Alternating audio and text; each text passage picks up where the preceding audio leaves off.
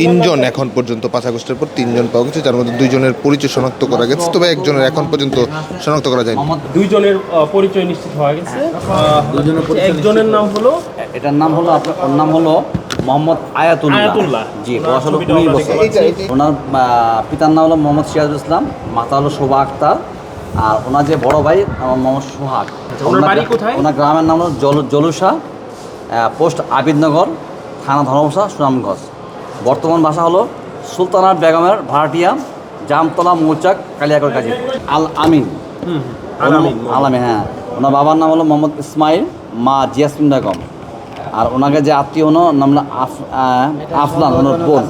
কিন্তু আমরা ওনার লেখা আছে শরীয়তপুর জেলা, ঢাকা লেখা আছে আপনার সাভারে। কিন্তু আমরা যখন ফিঙ্গারপ্রিন্ট নিয়েছি গতকাল, আমাদের আয়োসা ছিল, আমরা পাইছেন শেরপুর বগুড়াতে পাইছেন।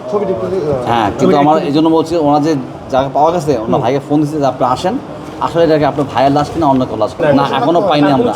আলটা হলো একদম পুড়ে গেছে, ছোটো বাচ্চা, একদম মানে ছোটো বাচ্চা পুড়ে গেছে, ওর মানে মুখ পিকিচা করে। 12 থেকে 15 মধ্যে ধরছে আমরা। ওরা আসছে, আপনার নিয়ে আসছে, আমাদের এখানে নিয়ে আসলো। ওরা বললো জানে আসলো, বললো ইয়েতে ধানমন্ডি 32 নিয়ে আসলো।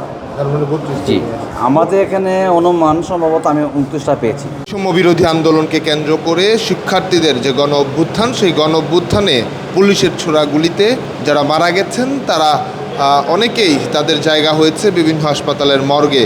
আর যারা আহত হয়ে হাসপাতালে কাতরাচ্ছেন, তারা নিচ্ছেন সুচিকিৎসা। তবে সেই মরদেহটি অনেকেই হস্তান্তর করেছে তার পরিবার স্বজনের কাছে। তারপরেও কিছু কিছু মরদেহ এখনও কিন্তু রয়ে গেছে হাসপাতালগুলোর মর্গে। এমনই 3টি মরদেহ কিন্তু এই মুহূর্তে সোহরাওয়ার্দী হাসপাতালের মর্গে রয়েছে, এবং এখন পর্যন্ত আসলে তাদের কোনো স্বজন সেই মরদেহটি নিতে আসেনি। 3টা এখন বাকি আছে, সব চলে গেছে। কতদিন ধরে আছে? এই 3টা হলো আপনার 5 তারিখ থেকে 6 তারিখ থেকে, এই 2টা হলো 5 তারিখ থেকে, আর যেটা পড়ে গেছে ওটা 6 তারিখ থেকে শুরু আমাদের। অনুমান ধর 29টার মধ্যে দেখা যায় আপনার 20টার মতো, আর হয়তো বাকিটা হতে পারে দেখা যায় বুকে, পিঠে, মাথায় বিভিন্ন অংশ। আমি 29টা পেয়েছি বর্তমানে আমার কাছে, আসলে 29টা লাশ। এর ভিতরে আমাদের সঙ্গে সঙ্গে যারা আসলো, একটা গার্জেন পাওয়া গেছে, আমরা লাশগুলো দিয়ে দিয়েছি। আর বাকি লাশগুলো আর যেগুলো আমরা পাইনি, যতটা দেখছি রাখার পরে যারা শনাক্ত করছে, আমরা ওদেরকে দিয়ে দিয়েছি। আমরা না, এখন আমরা যদি পাওয়া গেছে, তো আমরা হয়তো আর 2 দিন থাকবো, 4-5 দিন রাখেন, তারপর আমরা এটা মোটামুটি ফিনিশিং করা, তো একটু সামান্য ইয়ে হয়েছে, ডিসকাভার হয়ে গেছে, আর সব ঠিক আছে।